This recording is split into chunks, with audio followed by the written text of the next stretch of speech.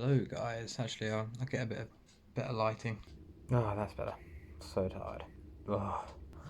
So again, I've left it kind of a little while. I haven't really been doing much exciting or to vlog. Well, I've been doing some cool stuff. Still been working on my music loads.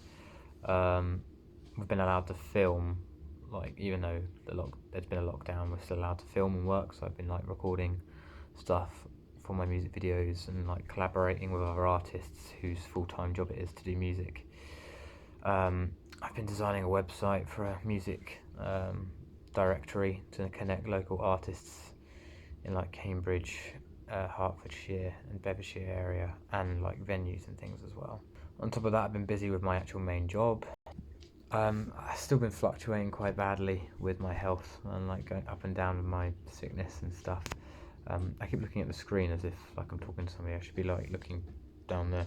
Mentally, I've been really good. I've been super happy. Like since like mid last year, I've like really gone up, like uphill with my mental health. My mental health has been like slowly improving. Whenever I felt really down or mentally impaired or really upset or low, is due to my physical health now. Just that, and there's no real stresses in my life. You know, I've got a new girlfriend. I've had it all up, it's not new really, I guess now. But yeah, I've got my girlfriend, I've got my flat, you know, I'm making money, I'm doing loads of good stuff with my music, I'm doing loads of projects, I'm like busy creatively, and it's all been really good. Like everything's been amazing. I've got lots of good friends. Um, some big dramas last year, but they're all behind me now. I don't really think about them unless somebody wants to talk to me about them. But yeah, yeah. Unfortunately, my physical health seems to still be massively declining. Um, and that's probably due to the stresses of the last 2 years of my life. The last 2 years of my life have been quite stressful, and the doctors think it might have caused some physical side effects. So it shows how anxiety and emotions can really affect you physically, and they think it could be ulcerative colitis, but they know that I have gastritis, like forms of that, because of my symptoms. They're quite severe. So I have taken the plunge, and I'm going for an endoscopy. I have got that booked in with the hospital, and I'm getting some CAT scans done as well to just check my other organs are okay, and some more bloods they're doing as well. So that's really good. I'm like kind of like on a real straight road of like being physically recovered, which will really help my emetophobia and my anxiety anyway, because I'll feel sick less often. But this is a huge like good example because I felt absolutely fine. Like I said to you guys, I used to weigh a lot. I used to go to the gym. I was very active. I traveled Spain, had ambitions to travel the rest of Europe.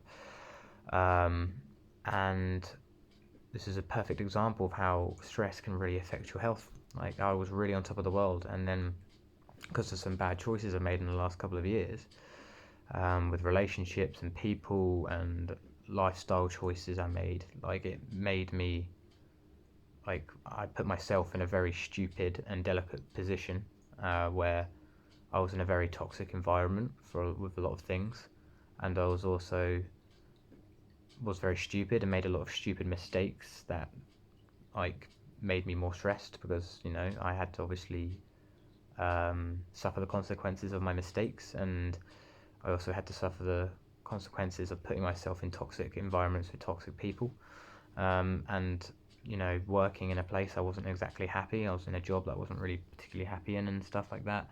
So like all of that combined, like 2 years of just constant being hammered with stress was just really bad and like took a toll. But now I've kind of managed to rewind myself back how I was 2 years ago. Like my life is exactly how it was 2 years ago now. I've made plans to travel when this COVID's over. I've planned it out with my girlfriend. We know exactly where we're going. Um, I'm happy in how I'm earning money now in my job. Um, my girlfriend lives with me and stuff, and like, yeah, I've had loads of therapy, done loads of CBT. I've got really good friends. Some of my friends are like really spiritual people that give me tons of advice. It made me quite spiritual. That's why my flat looks like a church now, a church to the hippie gods. Um, and I've got like one of my friends, Ariel. She made me a. I'm looking at it. She made me a dream catcher and stuff, and I've got like another one over there that another person made for me. So yeah, like I feel like I've got really awesome, like laid back, chilled friends. I'm not with toxic people that call like, um, and I'm not like making toxic decisions as well, like because like staying in a job that I wasn't unhappy with, you know, and like my behavior, there were aspects about my behavior, like I became quite an angry person, and there were a lot of things I was doing, I would say, that were out of order and like weren't very good. Like I was kind of becoming a toxic person myself in the way I was behaving, and I was then also hanging around with toxic people, so it was kind of like I was feeding off of them and they were feeding off of me. It was just horrible. Like certain people and situations can really like affect someone's mind depending on like how you are, like where you are. And I'm quite delicate mind, I'm quite vulnerable, I would say, so it doesn't take a lot to kind of make me crumble maybe. But I definitely had a lot of flaws, and I definitely had a lot of like weaknesses and bad things about me that I needed to change. And then that's what so I guess there was some positivity that came out in the last 2 years, because I thought, you know, definitely what the last 2 years have shown is that I've definitely had some demons that in me that I was unaware of, that I needed to get therapy to help. And so like I guess it wasn't a complete waste of time, the last 2 years of like everything that's happened. But the main point I'm trying to make is that it's a good example of how when you put yourself under emotional strain, it can make you feel sick. It can make your anxiety worse. And if it does all of that, it can make physical symptoms appear, like ulcerative colitis, like feeling sick. And it can really damage your body physically because of all of that adrenaline that's constantly being pumped around your body from how depressed and sad you are, cortisol as well. And that's over the long term of being constantly pumped with that stress hormone, it does damage to your body. And when that damage happens, it makes you more depressed because you feel rough, which only solidifies the fear. And then you set that paradigm, that circle of where you're just in this constant circle of getting iller, more depressed, and then you get more ill because you're more depressed, and then more depressed because you're ill, and then it just speeds up, and then you start blaming yourself or blaming others, and it just amounts and amounts, and then you'll really make yourself ill. You need to break that paradigm. Bam. And the only way you can do that is by really taking charge and really recognizing. The hardest thing is always recognizing what the problem is. Once you've recognized the problem, it's still very hard at times to break that paradigm and actually do something about it. A lot of people I've met know that they're in a bad relationship or in a bad job, or they're not happy with something in their life, and they say, I'm not happy and I should do this, but, and they make excuses, and the but comes along.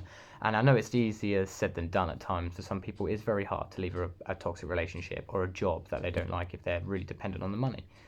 So it is just all meshed together, all round a very hard thing, and that's understandable. And I think like a lot of us can appreciate that. But unfortunately, the only way to kind of break that paradigm is, one, recognizing what the issues are, which is like the hardest thing, and then finding a way to take responsibility for them and take actions and goals, no matter how big or small, to change that and start implementing tiny little bits of positivity in your life, and what you're grateful for, and stuff, which I think I've mentioned in previous videos, examples of how I've dealt with that. They're just simple little mind technique strategies. See, I use these mindful appreciation cards, where every single day I read one of these and it gives me a task to do in that day. So for example, for tomorrow, I have to pick a chore, something you usually just want to get done before moving on to your next task. Rather than treating this as a regular chore, try treating it as a completely new activity. For example, washing up. Notice how the water flows into the sink, how the washing up liquid, can't read that word, how it something with the water, how that's not very helpful, that's my dyslexia kicking in there, how moving your hands through the water creates bubbles and how they feel on your skin. So it's like a sensory exercise treating it, and it just makes you more aware, and it's little things like that. Another one was another task I had was I have to watch the sunrise. So one morning I had to get up really early to watch the sunrise, and that was one of the tasks these cards sent me, and it's quite nice, it's quite cool. Some of the tasks are a bit like weird, but some of them are quite cool actually, and yeah, and it just kind of helps open your mind up, and doing these little techniques and stuff. So yeah, so doing something like that, like little things like that, like some people wouldn't even think that's a victory, but it can be, you know. You just got to open your mind and realize that even the littlest of positivity or the littlest of tasks being completed is something to be grateful for and happy for, especially if you're suffering on a day-to-day basis. Any tiny ounce of happiness or peace that you achieve in a day is an achievement when you're living in a world of darkness, basically, because you're low and have anxiety and things. So I won't make this go 2 over 10 minutes, so take care, guys.